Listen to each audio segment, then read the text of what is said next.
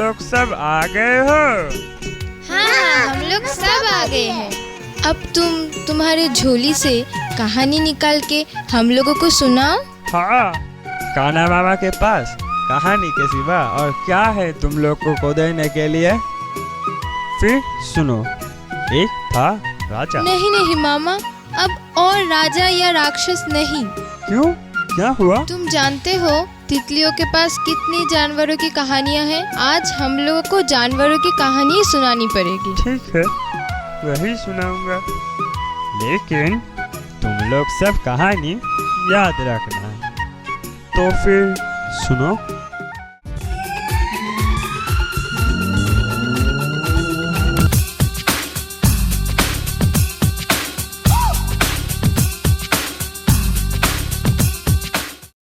One के रास्ते धीरे धीरे चल रहा था एक खरगोश। सिर झुका हुआ, मुंह सूखा हुआ, पैर भी जैसे आगे नहीं बढ़ रहा हो। न जाने क्या तकलीफ थी उसके मन में।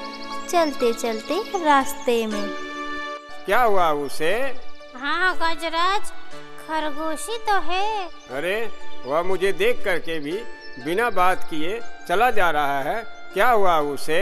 हाँ वही तो देख रहा हूँ।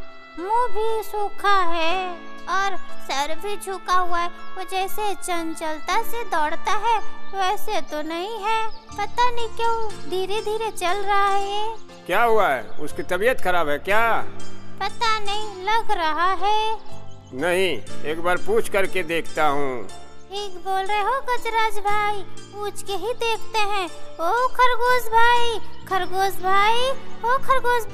खरगोश तो इतनी चिंतित था कि किसी की पुकार उसके कानों तक पहुंची नहीं। चलते चलते आगे। हम लोग बुलाए, वह बोला भी नहीं, चुपचाप चला गया। चलो हम तुम दोनों बैठ के उसी तरह कहानी कहते सुनते हैं। हाँ जाने दीजिए, अगर वो बात नहीं करेगा तो क्या कर सकते हैं। वो लोग पहले जैसे अपने बातों में व्यस्त हो गए। खरगोश कुछ दूर जाने के बाद, खरगोश भाई कहाँ जा रहे हो? अरे कोई जवाब नहीं है क्या? कुछ दूर चलते चलते मुलाकात हुई एक लोमड़ी से। इस लोमड़ी और खरगोश में कुछ दिन पहले बहुत ही अच्छी दोस्ती थी। खरगोश आफत विपत में उससे सलाह लेता था। उसके बाद, खरगोश भाई क्या हुआ?